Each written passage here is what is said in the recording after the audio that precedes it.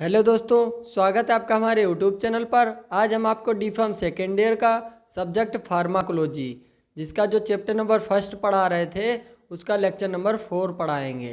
दोस्तों, अगर आपने लेक्चर नंबर 1, लेक्चर नंबर 2 और लेक्चर नंबर 3 नहीं देखा है तो आप हमारे चैनल की प्लेलिस्ट में जाइए, वहाँ से उन लेक्चर को पढ़ लीजिए।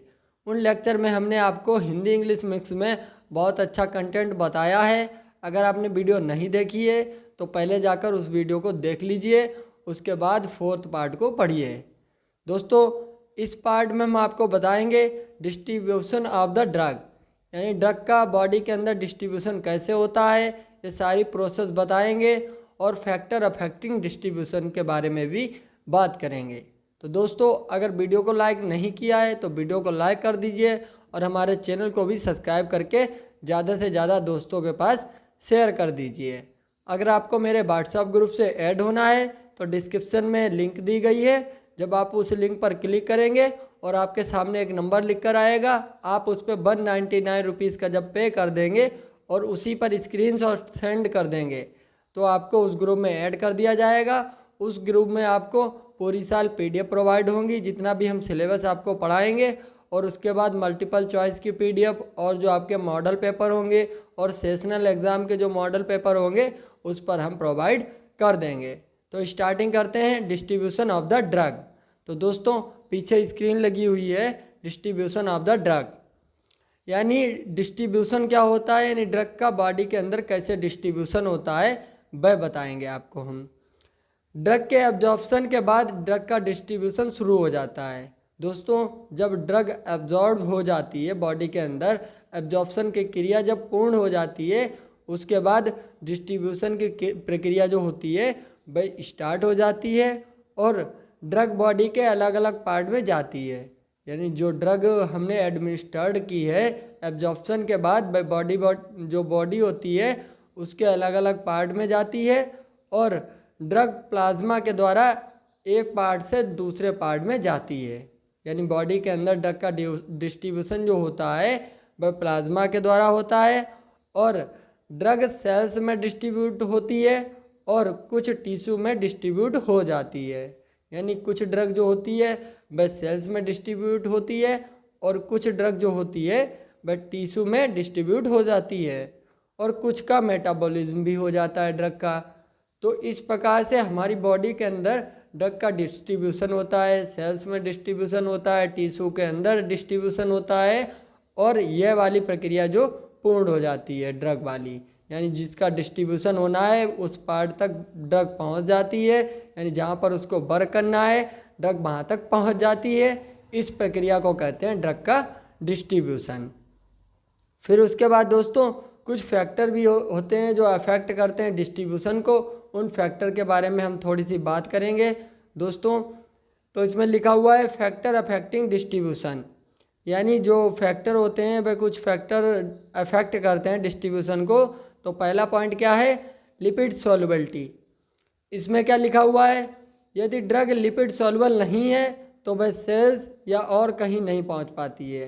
यानी ड्रग का लिपिड सॉल्युबल होना बहुत ज़रूरी होता है, इसलिए जो ड्रग की मैन्युफैक्चरिंग होती है उस पर बहुत ज़्यादा ध्यान दिया जाता है कि जो ड्रग तैयार की जा रही है उसको लिपिड सॉल्युबल बनाया जाए। अगर ड्रग लिपिड सॉल्युबल नहीं होगी वह बॉडी के ज़्यादा पार्ट तक नहीं पहुंच पाएगी, कुछ सीमित पार्ट तक ही ड्रग रह जाएगी और अपना एक्शन शो नहीं कर पाएगी। तो फैक्टर अफेक्टिंग में आपका एक पॉइंट है लिपिड सॉल्युबिलिटी, यह बहुत ज़्यादा अफेक्ट करता है ड्रग के डिस्ट्रीब्यूशन में। ड्रग जितनी भी लिपिड सॉल्युबल होगी तो उतनी ज़्यादा डिस्ट्रीब्यूट होगी, अगर ड्रग लिपिड सॉल्युबल नहीं होगी तो उतनी ज़्यादा डिस्ट्रीब्यूट नहीं होगी। तो पहला पॉइंट आपका कंप्लीट हो गया होगा और आपको समझ में भी आया होगा। उसके बाद आता है point number 2, movement of drug. यानी ड्रग का यदि सर्कुलेशन ज़्यादा है तो ड्रग उतना ही ज़्यादा डिस्ट्रीब्यूट होगी। यदि बॉडी में ड्रग पहुंचती है और उसके बाद बॉडी के अंदर ड्रग का सर्कुलेशन ज़्यादा है तो ड्रग उतनी ही ज़्यादा डिस्ट्रीब्यूट होगी। यदि ड्रग का सर्कुलेशन कम है और वह कम सर्कुलेट हो पाती है तो उसका जो डिस्ट्रीब्यूशन होता है वह कम हो पाता है। तो एक फैक्टर आपका हो गया मूवमेंट ऑफ ड्रग। फिर उसके बाद आता है पॉइंट आपका मॉलिक्यूलर साइज़। मॉलिक्यूलर साइज़ क्या होता है, देखिए यदि ड्रग का मॉलिक्यूलर साइज़ कम होगा, यदि ड्रग है यदि उसका मॉलिक्यूलर साइज़ कम होगा तो ड्रग ज़्यादा मात्रा में डिस्ट्रीब्यूट नहीं हो पाएगी। यदि मॉलिक्यूलर साइज़ ज़्यादा होगा तो ड्रग हमारी बॉडी के अंदर बहुत अधिक मात्रा में डिस्ट्रीब्यूट हो जाएगी। फिर पॉइंट नंबर 4 क्या है? वॉल्यूम ऑफ ड्रग, यानी जो वॉल्यूम होती है ड्रग की, जो ड्रग होती है उसकी वॉल्यूम पर भी डिपेंड करता है डिस्ट्रीब्यूशन। तो इसीलिए इस पॉइंट को हमने ऐड किया है वॉल्यूम ऑफ डिस्ट्रीब्यूशन, यानी इसमें कितनी अमाउंट में ड्रग बॉडी में ली गई तथा कितनी अमाउंट में ड्रग प्लाज्मा में पहुंची, इसके रेशियो को वॉल्यूम ऑफ डिस्ट्रीब्यूशन कहते हैं।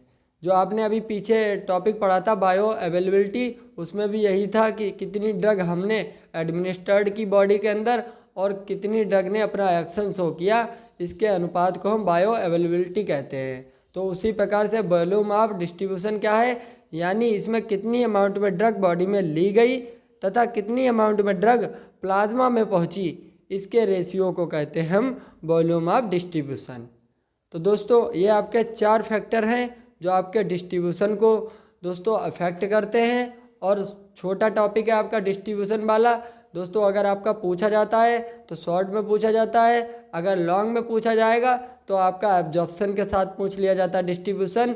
और दोस्तों इस प्रकार से आप इस वाले पॉइंट को क्लियर कर सकते हैं। नेक्स्ट वीडियो में हम आपके लिए नेक्स्ट टॉपिक लाएंगे।